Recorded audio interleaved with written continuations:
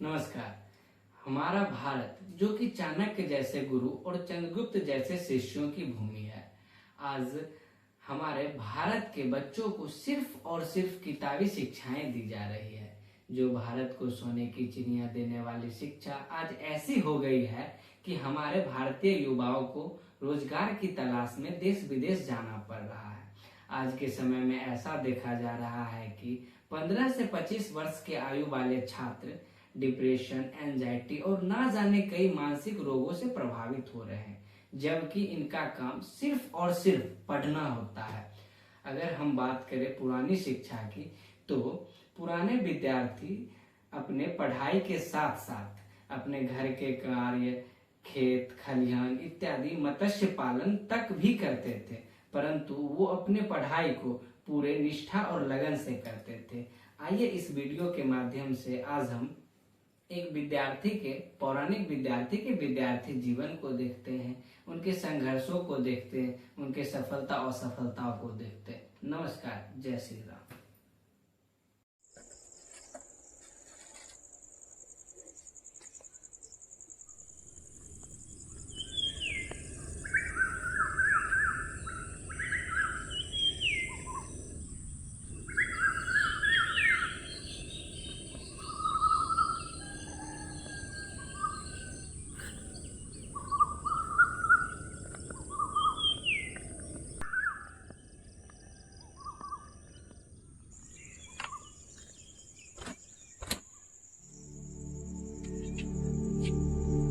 कराग्रे वसते लक्ष्मी, करमध्ये सरस्वती, करमूले तु गोविन्द, प्रभाते करदर्शनम्।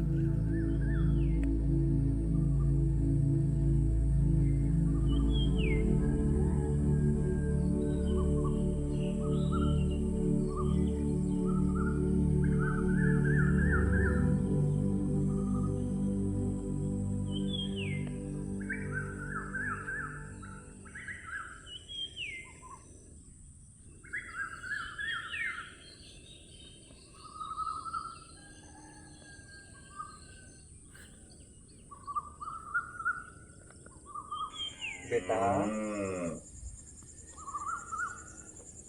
ए बेटा कल्याण, अब उठ भी जाओ।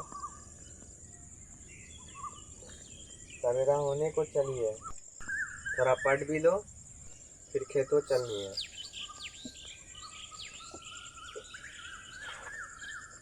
जी बापूजी।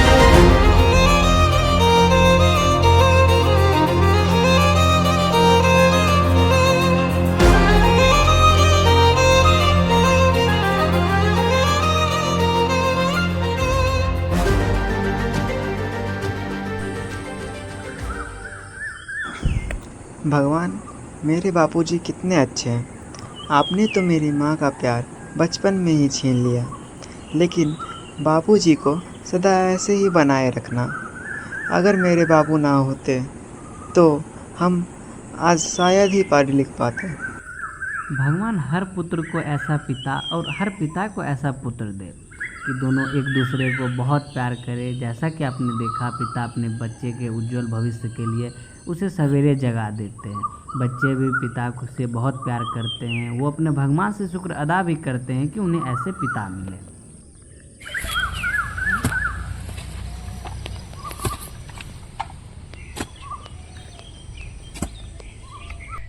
बेटवा, लगता है तुम्हारा विद्यालय का समय हो चुका है। तुम ऐसा करो, घर को जाओ, ठीक खाना खाकर विद्यालय को चले जाना। हम थोड़ी देर में आते। जी हाँ बापूजी, जा रहा हूँ। अगर आज माँ होती तो मेरे लिए गर्मा गर्म रोटियां घर पर सेक कर। ऐसा नहीं सोचते, ये सब भगवान की लीला है। तुम अच्छे से पढ़ाई करो और बड़े हो जाओ। गर्मा गर्म तो रोटियां तो तुम्हारी बीवी भी सेक के खिलाएगी। आप भी ना बापूजी।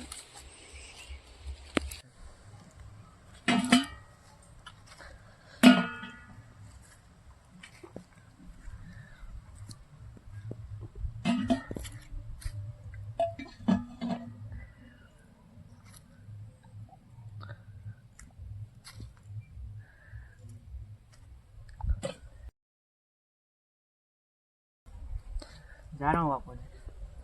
जाओ।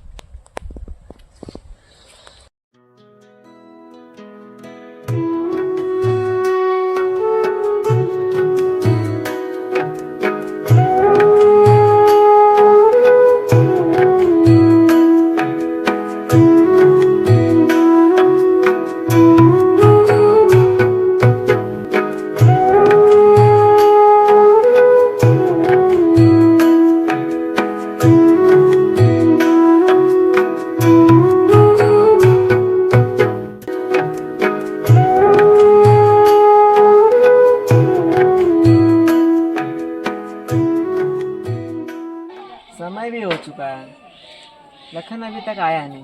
रे कल्याण, विद्यालय नहीं चलना है क्या? अरे तुम्हारी लंबी उम्र हो, तुम्हें याद कर रहा था।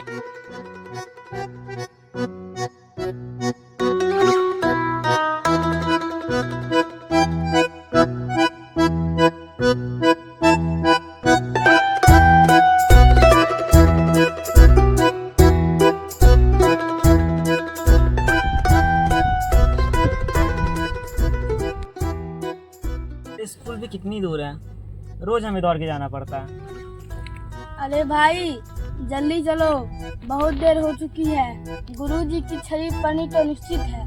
हाँ भाई, ये तो है। चलो चलो।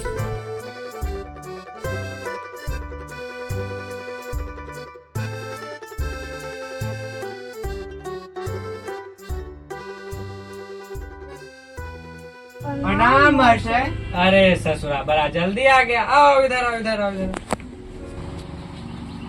तनी दिखाओ अपनी हाथ की रेखा।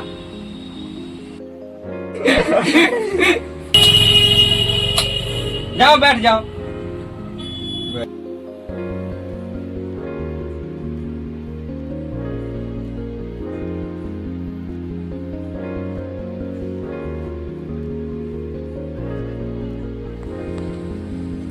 उठो तो मितवा, जरा किताब पढ़ो। प्रकाश से संबंधित कुछ मुख्य तत्व जिनकी जानकारी आपको पिछले वर्गों में हो चुकी है तथा जिनका उपयोग आपको इस माध्यम में लगने दो अध्ययन में करना है। निम्नलिखित प्रकाश और उसके स्रोत। वस्तुओं को देखने के लिए आंखों से प्रकाश का होना भी आवश्यक है और हम कुछ भी नहीं देख पाते हैं। यह आपको पिछले वर्गों में हो चुकी है तथा जिनका उपयोग आपको इस अध्ययन में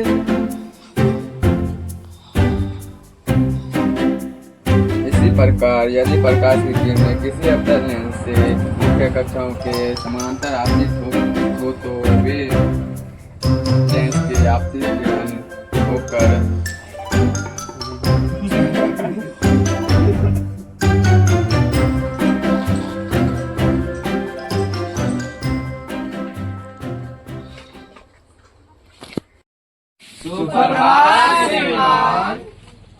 क्या दीनानाथ जी, पढ़ाने आते हैं या नींद पूरा करने? वो उम्र से थोड़ी आंख लग गई थी। सुप्रभात सुप्रभात, सब बैठ जाओ।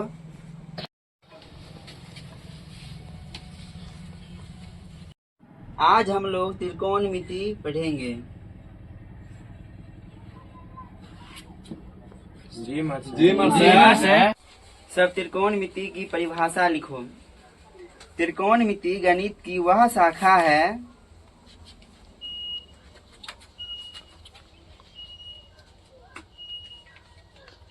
जिसमें त्रिभुज और त्रिभुजों से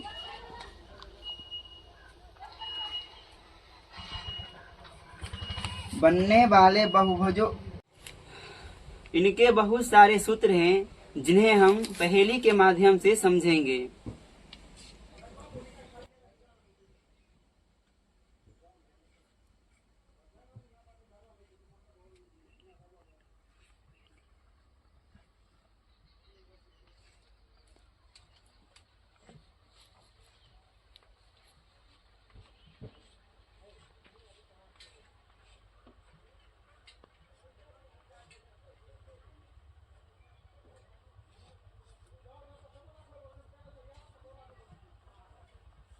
है आप लोग समझे नहीं होंगे। नहीं।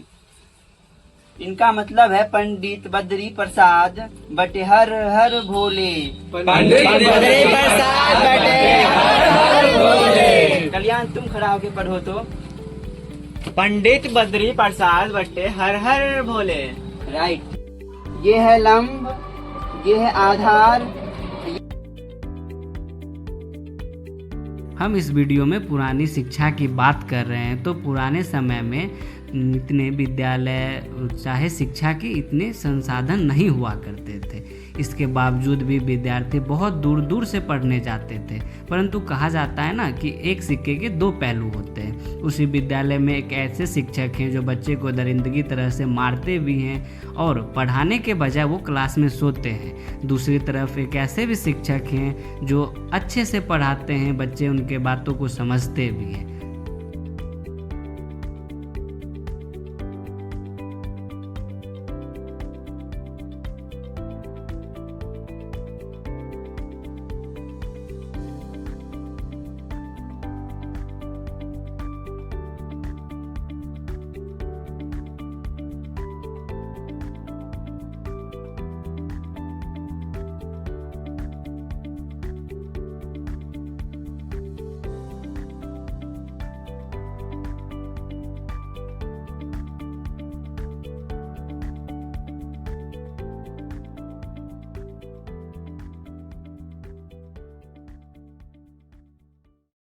वचन दिया सोचा नहीं, होगा क्या परिणाम, सोच समझ कर कीजिए जीवन में हर काम। अच्छा राम प्रसाद भाई, तने कर मतलब समझेबे तो? इसका मतलब हुआ कि आप जो भी काम कीजिए जीवन में उसको सोच समझ करके कीजिए।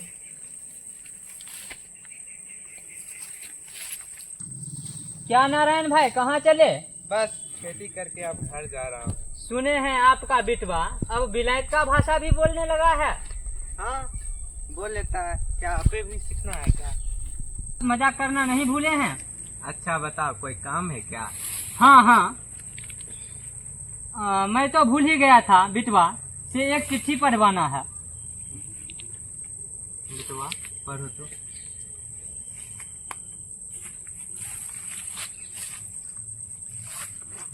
काका, ये चिट्ठी तो हमारे राजू भैया की है। उन्होंने आपको प्रणाम लिखा है और उन्होंने पूछा है कि माँ कैसी है, और वो कह रहे हैं कि वो दुर्गा पूजा में आने वाले हैं। तो ये तो बहुत अच्छी बात हुई कि वो दुर्गा पूजा में आने वाले हैं।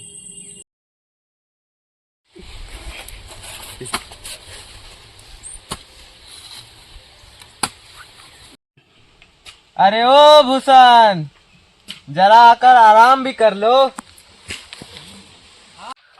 हाँ हाँ आता हूँ। पता नहीं सूरज आजकल इतना रौद्र रूप क्यों दिखा रहा है, मानो ये जला ही दे।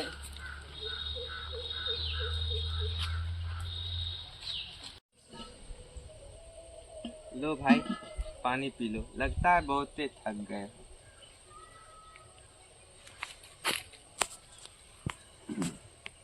खेती करने में थकान तो होती ही है। खैर छोड़ो, और बताओ बेटा, कल्याण की पढ़ाई कैसी चल रही है? हाँ, पढ़ाई तो पूरी लगन से कर रहा है। बेटवा लखन की पढ़ाई कैसी चल रही है? हाँ, उसकी भी ठीक चल रही है। खैर, दोनों साथ में ही तो पढ़ते हैं। हाँ, बस दोनों बेटवा पढ़ लिख के सभ्य और शिक्षित बन जाए।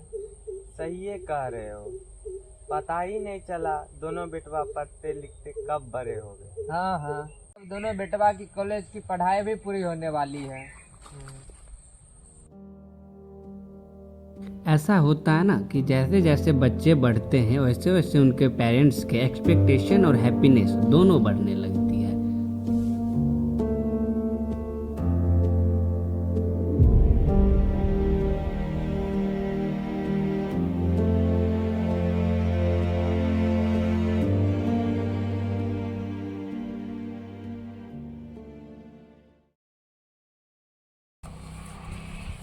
और कल्याण, आज हमारे विश्वविद्यालय की पढ़ाई भी पूरी हो गई है।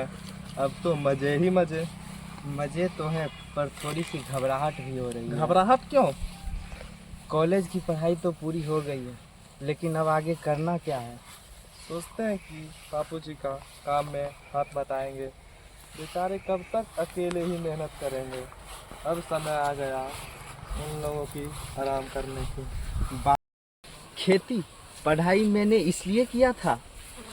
मेरे बापूजी किसी भी स्थिति में नौकरी करने नहीं देंगे। उनका मानना है कि नौकरी करके उनसे दूर नहीं चले जाएं। चिंता मत करो लखन, काका को हम समझाएंगे। लखन, साथ मिलकर मेहनत करेंगे और कुछ अच्छा ही करेंगे। कल्याण के लाख कन्विंस करने पे लखन आगे की पढ़ाई करने के लिए मान तो जाता है, परंतु कहीं ना कहीं उसे अपने घर की मजबूरी दिल में खटकती रह जाती है।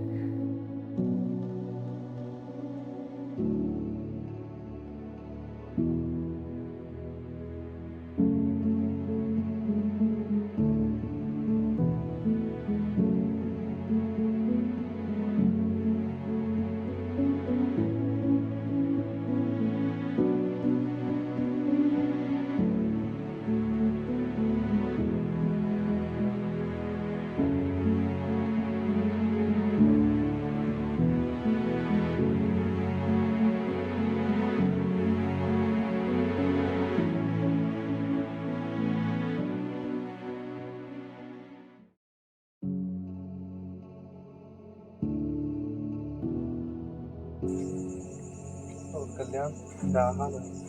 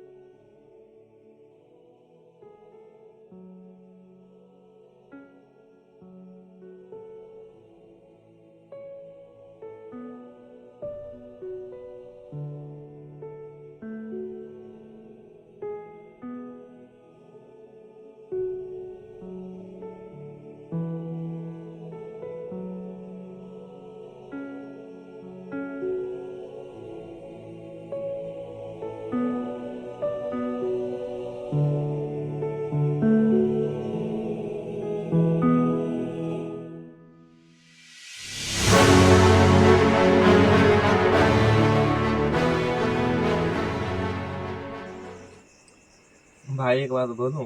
हाँ बोलो। भाई अब मुझसे पढ़ाई नहीं हो पा रही है। बापूजी का भी तबीयत लड़खड़ाने लगी है। देखो भाई, कुछ पाने के लिए संघर्ष तो करना ही पड़ेगा। इतना दिनों से संघर्ष ही तो कर रहा हूँ। अब मुझे माफ करना, तुम्हें इस राह पे अकेले ही चलना होगा। ये तुम क्या बोल रहे हो?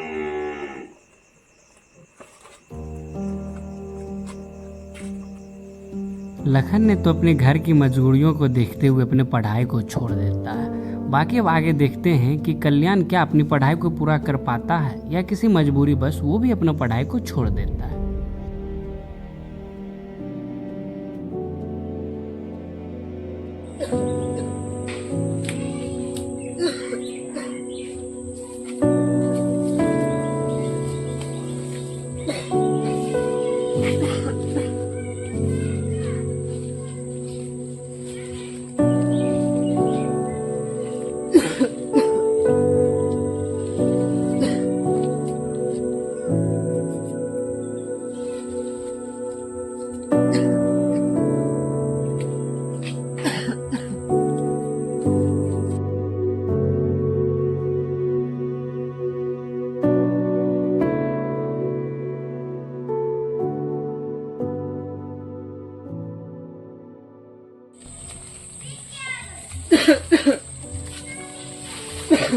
अरे ये तो भूषण भाई की आवाज लग रही है। अरे भूषण भाई,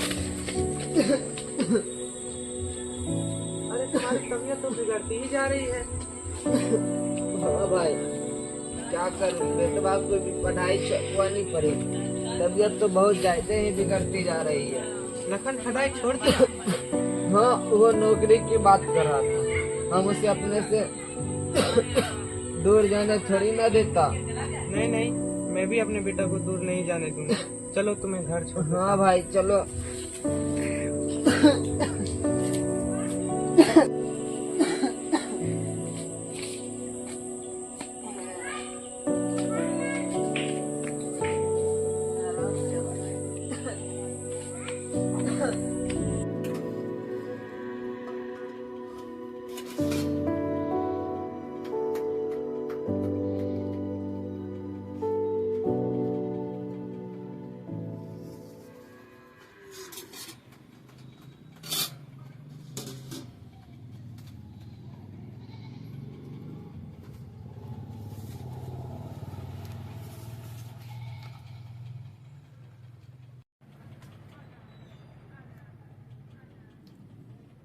क्या भाई, सुना हूँ नौकरी की तैयारी कर रहे हो?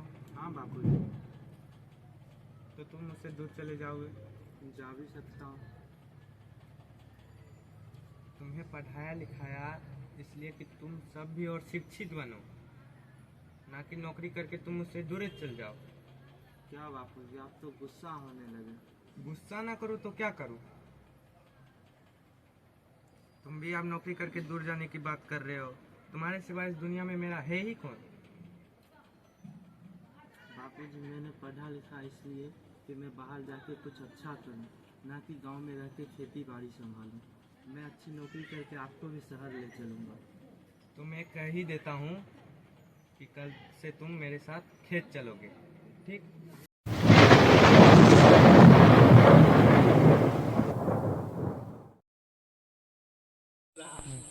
और भाई भूषण, अब तुम्हारी तबीयत कैसी है? पहले से तो ठीक है, अब कभी कभी थोड़ी सी बुखार आ जाती है। अच्छा, थोड़ा आराम भी किया करो। हाँ भाई, वो तो है ही। पता नहीं, अब मन भी नहीं लग रहा है। ऐसे ही बिटवा के साथ खेत चले आए। हाँ, अब तो उम्र भी हो चुकी है। अब बिटवा काम करने में भी निपुण हो चुका है। और तो और अपनी जिम्मेदारी भी संभाल लिया है। सही बता रहे हो भाई। और किस बात की चिंता है? वही तो।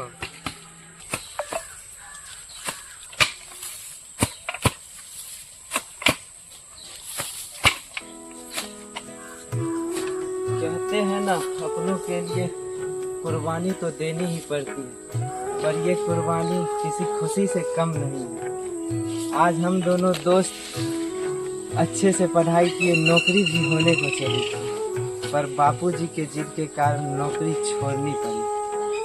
परंतु कोई बात नहीं, हम दोनों अपने अपने पिताजी के साथ बहुत खुश हैं। हाँ। शायद वो दोनों भी बहुत खुश होंगे।